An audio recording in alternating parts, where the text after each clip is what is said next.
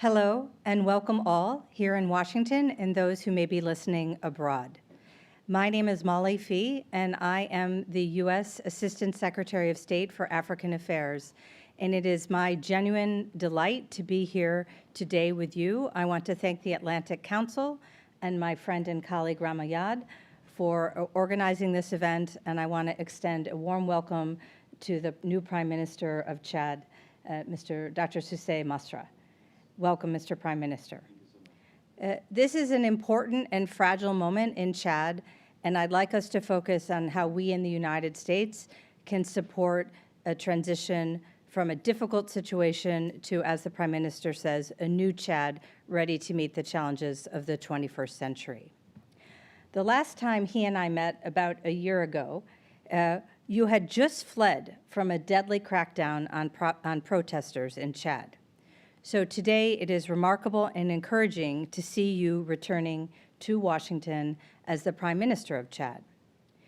This dramatic change is an example and testament of the remarkable capacity of the people of Chad for reconciliation, even among bitter enemies.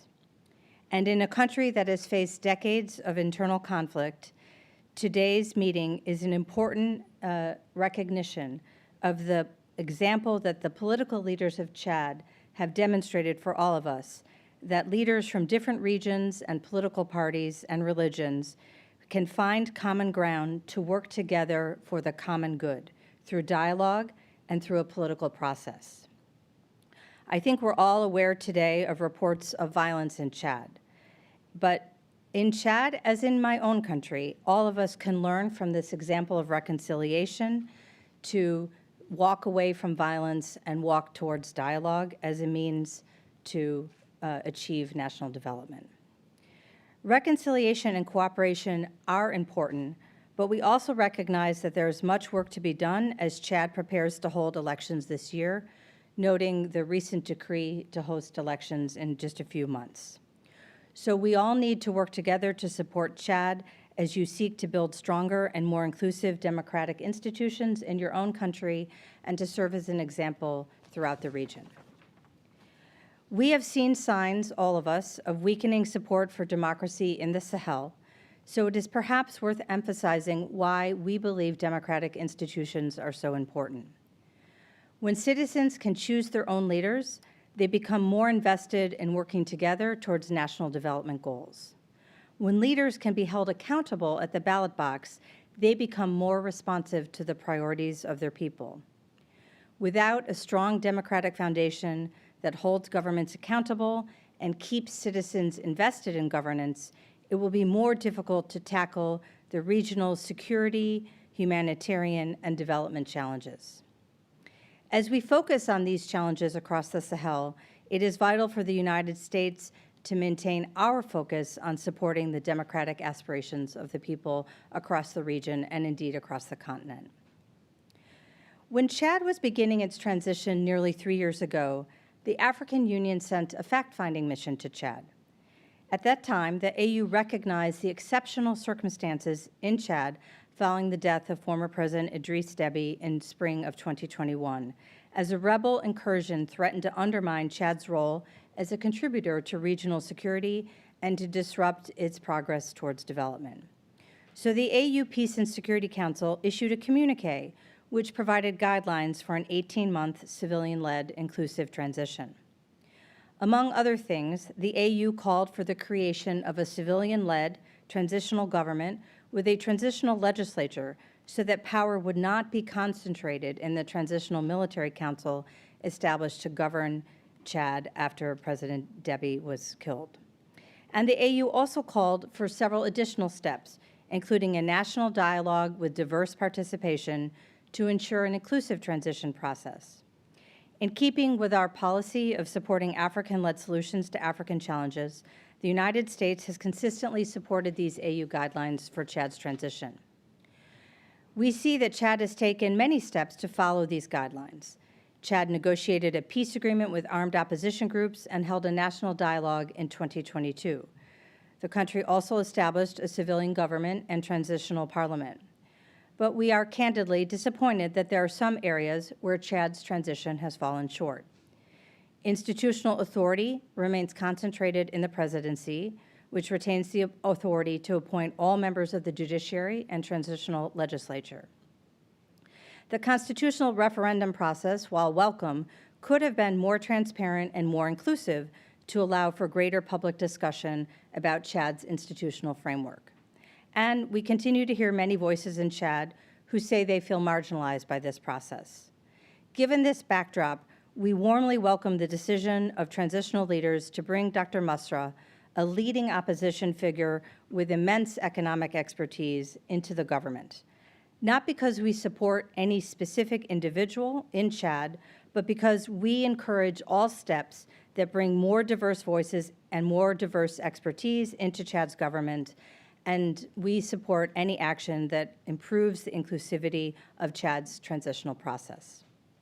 We hope that Prime Minister Masra and Chad's transitional leaders will work together as they undertake the final steps of a process to lead to a credible election, including the presidential election, as well as parliamentary elections, and we hope to see local elections to begin to expand democracy for Chad and bring it to the local level across the country.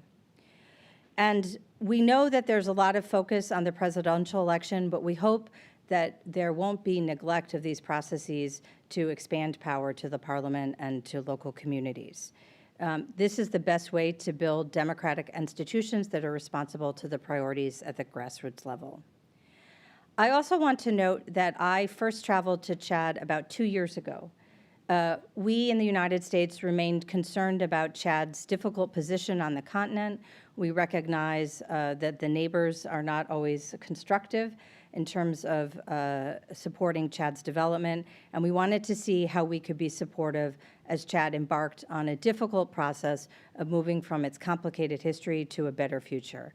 And I'm proud today to be here with the Prime Minister, to welcome the leadership shown by President Deby, to welcome Dr. Masra into a partnership designed to support Chad's transition. And we look forward to hearing from him about his perspective on how we can be good partners as you continue moving forward. Thank you, Rama. Thank you, Mr. Prime Minister. Thank you. Good morning.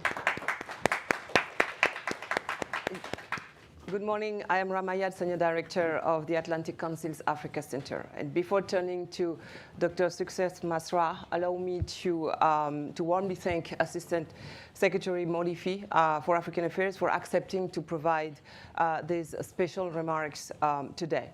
In almost 3 years in this important position, she has traveled everywhere on the continent, carrying her strong vision of democratic values and promoting a renewed vision of the US-Africa partnership. Thank you, Ambassador Fee. An Atlantic Council front page is always a special occasion to showcase the best of the Atlantic Council.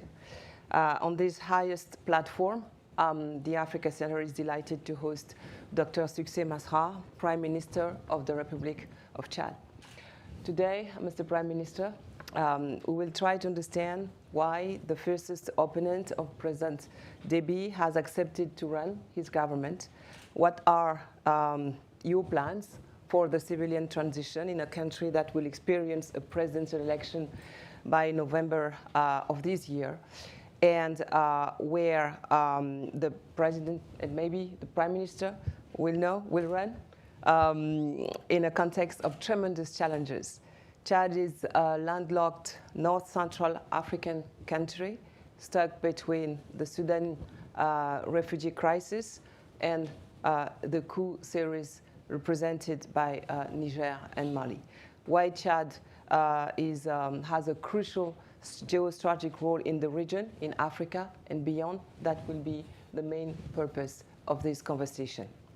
But first and foremost, Dr. Masra, welcome. The US, your first trip outside the continent. Why? What are your expectations from this trip in the United States? Oh, thank you so much. I would like to thank the Atlantic Council for hosting us here, and my thanks to the Biden administration through the Assistant Secretary Molifi, and thank you for these wonderful words and this perspective full of oxygen, full of energy, and full of hope. And hope is the word. I came here in a different position a few months back. At that time, the situation in Sudan was not the actual situation in Sudan. We welcome more than 1.5 million people. 60% of the refugees in the Sahel region are in Chad. The Libyan situation, everybody knows. So the borders of challenges increased. And in this kind of situation, leaders have a responsibility which is above their personal interests. And this is why the choice was made to put my 2% on the table so that we can transform Chad into a shield, a pillar, a backbone through which we can handle the common challenges, security challenges, humanitarian challenges, and also build an example of, and the word was used by Assistant Molifi, reconciliation, dialogue, common interest, common future. This is what it is about, not about the life or the personal interest of the president of transition or the prime minister that I am, but it's about people. And the United States, I think I'm also here because we have common values. And those values are values of freedom of speech, freedom of assembly, freedom of opinion, and let's say democracy. Those are not American values, those are human values. Those are also African values. And as one of the leaders of this new generation of Africans, And you expect we support. think we can build bridges. Support is maybe the word, but bridges between our people. So I come here with the spirit of someone coming from Chad, who is the cradle of humanity. Maybe many don't know, but the oldest man discovered in the world is in Chad.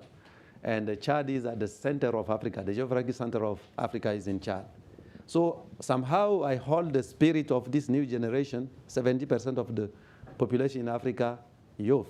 They want opportunities. You are 40 years old. You are the former, the former chief economist of the African Development Bank, right? So Yes. you represent this new generation in Yes. Africa. And what about your president? I mean, you are here to build these bridges with the United States. A few months ago, President Mahamat Déby was in Moscow, meeting with Vladimir Putin. What is the meaning of this diplomatic ballet? Yes, this is the new Africa. Open to the world. We have our foot back in Chad. We are in the Sahel region with the specific challenges of Sahel. We are in Chad with the specific challenges of Chad, but we want to be open to the world. And this is the mindset of the new generation, of African leaders, but also of the people. What the people in Africa, the young generation, over 20 million entering the job market every year. They are there in Chad, but they can't see what is happening here in Washington, D.C. live. I think many will be following us from Atlantic Council here in my village. This is an option, but in different African countries. So they see the challenges of the world. What do they expect? Results, servant leadership, opportunities. And the United States is a partner for our country. And I'm here to say we want to build stronger partnerships. We want to help reassess collectively the way those partnerships were designed. And I'm happy to hear from the Assistant Secretary Molifi saying that maybe time has come to sustain our involvement in the security aspect with the development aspect, including private sector, including pushing for soft landing in this region, in this country, Chad, where people can choose their leaders. So the perspective for the African young generation, for the new leaders of Africa, is to be able to provide appropriate solution for the people. And this is about servant leadership. I think the answer is servant leadership. And servant leadership, you can accomplish it building partnership with everybody. And we think the United States and Chad have common values with many African countries, including the values of democracy. So I think this is the right place also to come and to say, as a friend of the American people, we expect support from an old democracy like the United States, Speaking to of push for partnership for the future, and also to clearly speak on behalf of this new generation of young leaders who really want to be able to be open to the world. And this is the new generation in Africa also. Speaking of traditional partners, what about France? Chad is seen as traditional bastion of French influence in the region. And we understand that President Mahamat Déby, when he took the power, has been endorsed by President Macron. What about old France? Let me take an example to illustrate my opinion on that. You know, when France was in trouble during the 1940s, the first country to respond to the call of France for help for liberty was my country, Chad, in Africa. When the United States was in trouble here, I remember General Lafayette coming from France to help, and I was lucky enough to go and visit George Washington's house, and I could see the key given by General Lafayette to this leader of America. And I remember that I had opportunity to send the picture to President Macron at that time. So this, what does it mean? That the question of liberty, freedom, it's a human value, right? Chad helping France when France was in need. France helping the United States when the United States was in need. And maybe today, Chad needs the support of the United States. And so, of course, of France for this new century. So I'm here also to call for a new triangle of mutual help, of partnership across different continents, across different people, considering the new challenges of today. This is the perspective I have, and the good news is that I was trained here in the United States, but also in France, but also in Africa. So this shows a new kind of triangle, and the whole idea behind is how we can build new partnership, how we can sustain the existing assets by doing in my heart. And this is the message of my people to the United States, which is an ally to France also. And both of them, I think, are allies to the African challenges that we have in common. This is the mindset we have. Hearing you talking about the United States, we feel that beyond the diplomatic ties, you have a personal relationship with this country. You have been in exile here for like 1 year before being appointed as Prime Minister like 2 months ago in January 2024. A lot of people have celebrated your appointment, but others were surprised. How is it possible that the fiercest opponent of the president accepts to become his prime minister? Can you say more about this miracle? Thank you. You call it a miracle, and maybe you are right, but the whole idea behind is I came here in the United States because I saw a beacon of hope. They offered me home. At that time, I needed home. But I went back to Africa, despite the fact that I was offered the possibility and the possibility to remain here for some time. I decided to go back to Africa. And Africans in Central African region, and I would like to acknowledge the leadership of President Tshisekedi, who in the name of the 11 head of state in Central African region, decided that we can continue the dialogue. And then we reached an agreement. And that agreement signed in Kinshasa helped me to go back to Chad and to decide that it's time for us to forget about our personal interests and to see the interests of the people and the interests of the region and the interests of the country.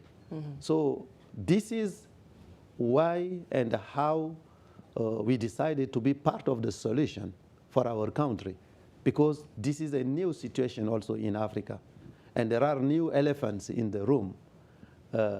Humanitarian challenges, democratic challenges, security challenges, and also the need to find concrete solutions to the needs of the people. Security, education, health, clean water, energy, etc. So I think when the situation is at that level, it's important that everybody, every leader should be on the table and to put the 2% he should have to help sustain the country. And this is why we decided to go back to push for the same agenda, which is the agenda of democracy. And this is why we are in the process of organizing the elections so that at presidential level, legislative level, but also local level, people can be involved in the process. They can choose the leaders who can respond to their basic needs. This is our challenge, and this is the vision, and this is our ambition for this year to lay the foundation of the new Chad. So precisely yesterday, we learned from the national body that this presidential election will take place on May 6th. The transition, you will have to handle the transition from now to these elections. How will you manage this period in terms of inclusion of the opposition? An opposition that is still hurt by the Black Thursday, what happened a few months ago after the protest of October 2022, when so many people died and others were put in jail. How can you guarantee that this election will be inclusive for the opposition? Your former friends, are you already working with them on this? Can you tell us more about that? Yes. When we came on board, the first things we did was to establish institutions. The problem of many African countries and of Chad, the lack of strong institutions. Unless we have strong institutions, nothing sustainable can happen. And I think the example of what is happening now in Sudan, with the consequences, should also help us change the narrative across the world. In a country, if everybody has weapons, it's not enough to build a strong country. It's important to make sure that institutions also are there to help. So the first thing we did was to make sure that we create the appropriate institutions. We have a new constitution. This is a new republic. This is the first government I'm leading. So we focus on establishing the institution in charge of election. This is number one. So there are innovations, making sure that independent people can rule, making sure that there is a minimum, at least 30% for women. But we hope 50% can run for different positions, including running for the position of President of the Republic. These are innovations we introduced.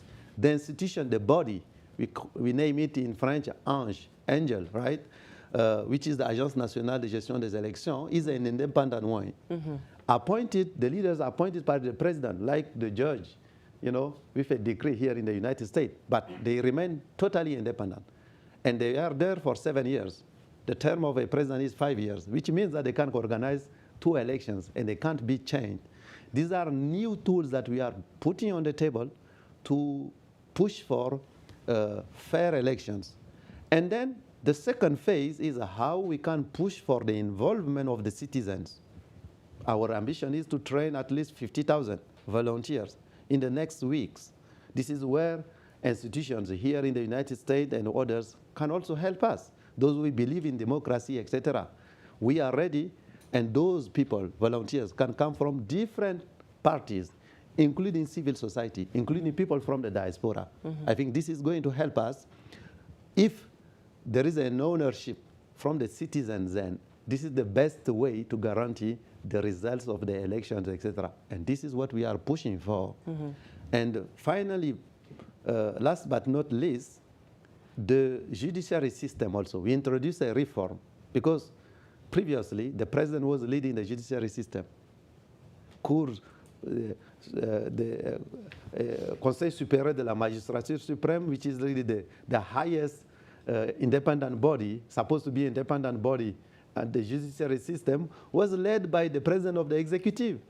And we introduced a reform to change this, to make sure that now judiciary system is independent, MPs independent, and the executive independent. So those are the tools that we are putting on the table.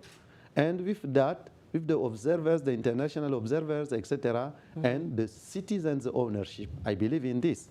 And this is at local level. In different poll boxes, we will have around 25,000 poll boxes. So in every poll box, we want to make sure that people are involved and etc. So these are very concrete actions we are taking to push for the best elections in our history. But we still have challenges ahead, including the financing of the process. And this is where we can also expect some support. Yeah, your advocacy reminds me of President Obama's statement about Africa, which does not need strong men, but needs strong institutions. Institutions, absolutely. And speaking of strong men, we hear rumors about President Mahamat Déby and yourself running for these coming presidential elections. Where is the truth?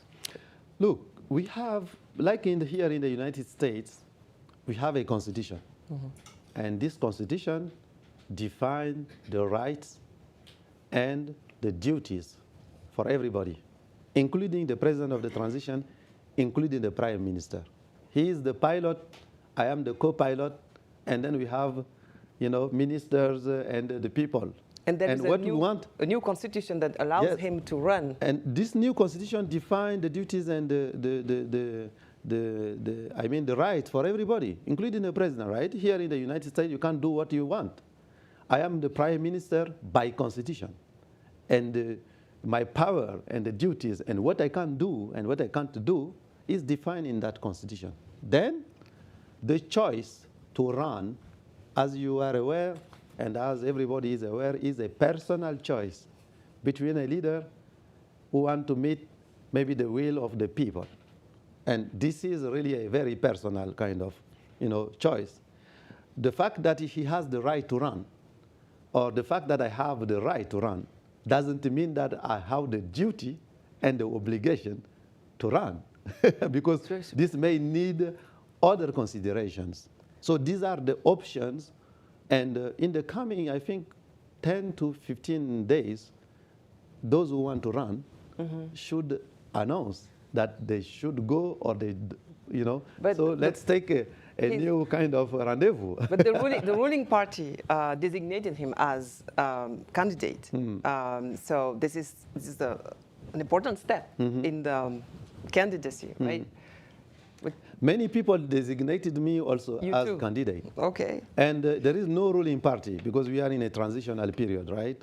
The Patriotic Salvation Movement. Yes, this was a former, the political party of the former president. And then the second thing I would like to say, you said my former friends as an opponent, etc. The first day I came, and this is also a new mindset that we want to establish. I decided that, and we decided that my political party at that time, we call it the Transformers. And clearly, to transform a country, you don't need to be an opponent. You need to make a diagnostic of the situation, and you propose solutions. And leading a country is a matter of majority around ideas and solutions. And we said we were the third voice. It's not about majority, it's not about opposition. And this is also how you name things. I think it's important. And so this is a new kind of mindset that we are trying to introduce also at continental level. And this is going to help us for the future, because at the end of the day, then people can understand that we are not enemies. This is about solutions and majority at a certain time around the solutions for the benefit of a nation. And this is why even you look at media in Western countries, they never refer to a leader as an opponent leader. You know, they call him, you know, leader of Republican or Democratic, leader of this and that. Yeah. That's it. We want the same thing in Africa. And I don't want to be called as an opponent, no matter what position I have, because at the end of the day, this is about solution. Like medical doctors who make a diagnostic and you propose solution. So this is also the new kind of the mindset of this new generation that we want to see on board also. So from this new mindset to a new program, there is the new Chad. Yes. An important program you delivered when you have been appointed as Prime Minister, including fight against corruption, new rights for citizens, economic and social rights. You are a former AFTB executive. So how do you plan to execute this social and economic program?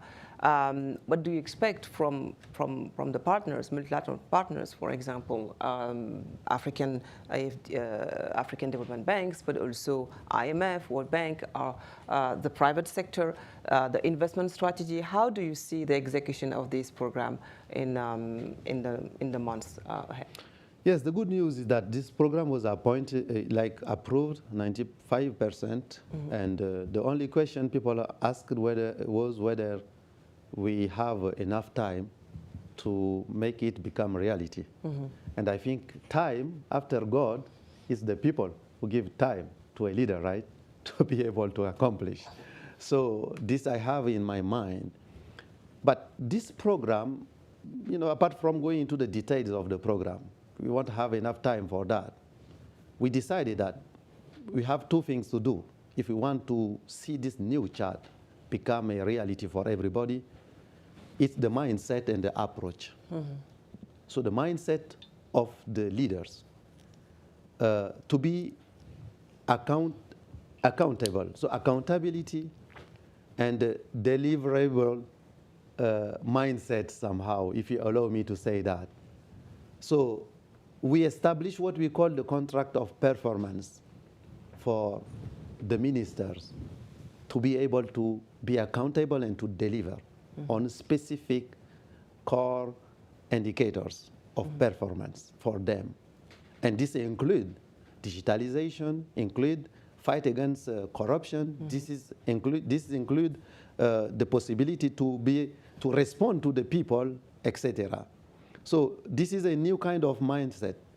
For servant leaders, they should be accountable to their people and to bring tools of private sector attitude in the public sector to make people become accountable. This is the kind of mindset that we want to see. And then I was at the World Bank yesterday, IMF, and other partners. Coming myself from the African Development Bank, I know that we need also to shift the way we design solutions with leaders at the country level. And we should go on the specific needs of the population. Because when you look at a country like mine, 20 years back, we got the possibility to produce our oil. But I went back to the villages in the region where you have oil. No school, no health system, no clean water facility, no road for access, and no energy access.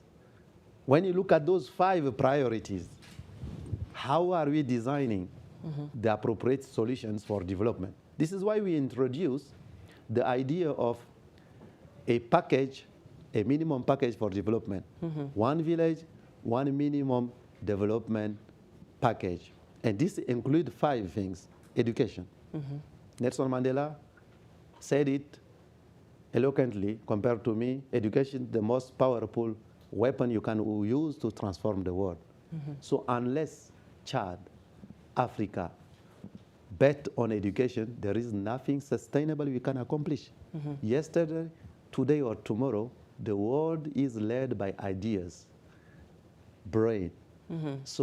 And brain, no matter where you are, at Dakar, Yaoundé, N'Djamena, or Casablanca, you can be smart and you can help find the solution of the world. So education, one village, one school, one village, one health center, one village, one clean water facility, one village, one road for access, electricity.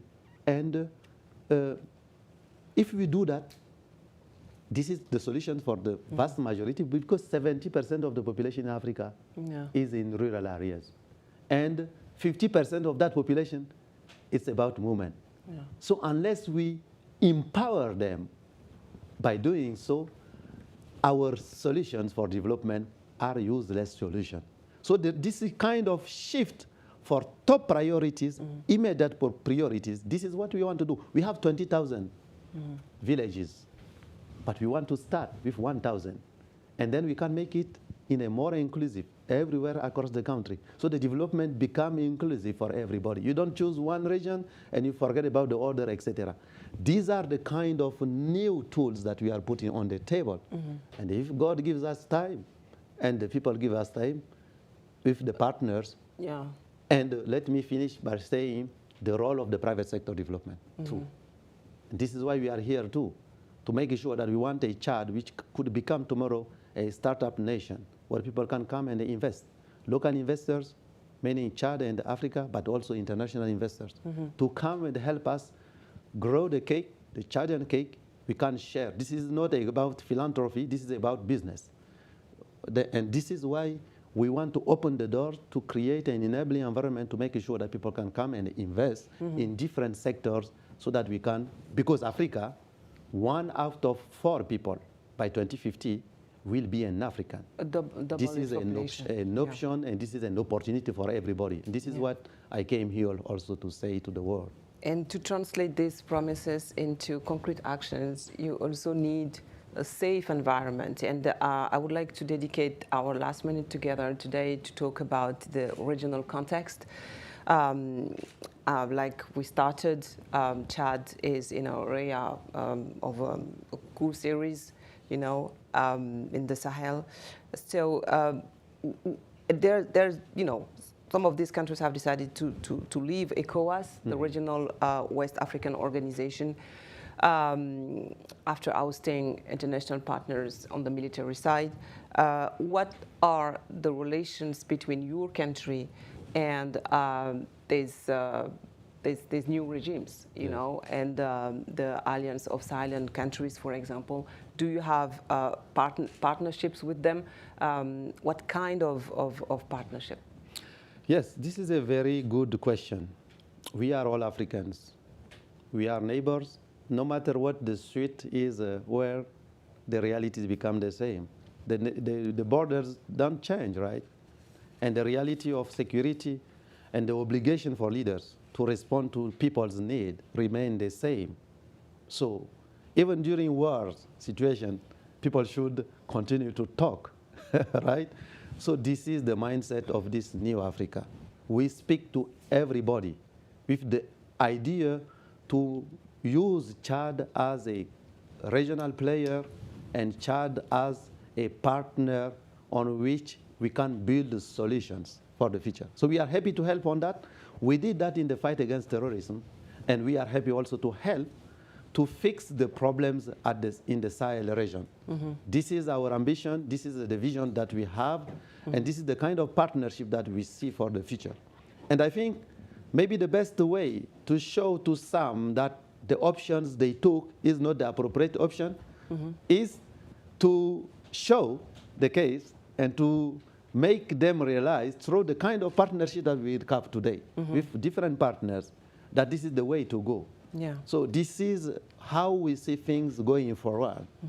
And the experience we have from the ground, and when I echo what I hear from the population, what people need today is that we shouldn't build our relations of the 21st century based on the eyes of the 20th century. This is important for everybody. And the population, the local populations, no matter who is the partner, no matter how is the name of the bird, what they want is servant leaders who can help them secure them. So security is important, and we can respond to their basic needs. And these are the options that we should consider in how we redesign the partnerships or how we rebuild the partnership for the future. This is something which is mandatory for the cross-border partnership, but also at national level, the kind of partnership between those who are leading and the population. And this is the kind of mindset that we see for the future. Yeah, and speaking of the future, there is these new initiatives for with Sahel countries. For example, during his speech for the 48th anniversary of the Green March, the kings of Morocco proposed this access to the Atlantic for Sahelian countries, including Chad.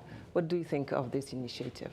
Oh, this is every time Africans can promote what we call the South-South cooperation is more than welcome. And Morocco has shown the way. When I was working at the African Development Bank, I was in charge of the biggest solar power plant in the world at that time in Ouarzazate. You know, Noor solar power plant. Noor in Arabic means lumiere. You know, and Morocco has shown the way on that and on different aspects too. So I think there are lessons that sub-Saharan African countries can learn from Morocco to through this South-South kind of cooperation. And I'm planning even to have the possibility to go and visit Morocco in the coming weeks and months. So this is a very good initiative. But let me go beyond Morocco and talk about the what we call in the African trade. The Pan-Africanist vision you really care about. Yes. So now we are pushing also to make sure that we delete the frontiers somehow. E-visa, promoting business between Africans, making sure that we can travel freely, making sure that businesses, when you are in Chad, you have a market which is a regional one instead of having just the local one. Those are concrete solutions that we are putting on the table. And I was at the African Union a few weeks back to represent Chad, where we decided that education should be the top priority. But one of the main things we are doing is about the ZLECAF, we name it. So these are the kind of things that we see should push for the future. And then Africa must unite. This is mandatory. And this is why, while acknowledging the fact that Africa has a place not at the G20, we want Africa over 1 billion. It's important to have a place at the Security Council of the United Nations. Yeah. This is not something that is sustainable. We want our voice to be heard. And this is important. So this is why, if we go together, there is an African wisdom saying if you want to go quickly, you go alone. If you want to go further, then you go in group.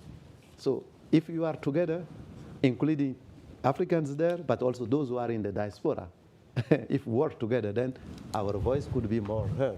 This is also the new kind of Pan-Africanism of the 21st century I see, backed by the servant leadership, helping the people, concrete solutions, business, opportunities, jobs, security, education. Those are concrete things that we can do together. Mr. Prime Minister, I'm so sad to stop this conversation, but I would like to thank you because it's time to wrap up.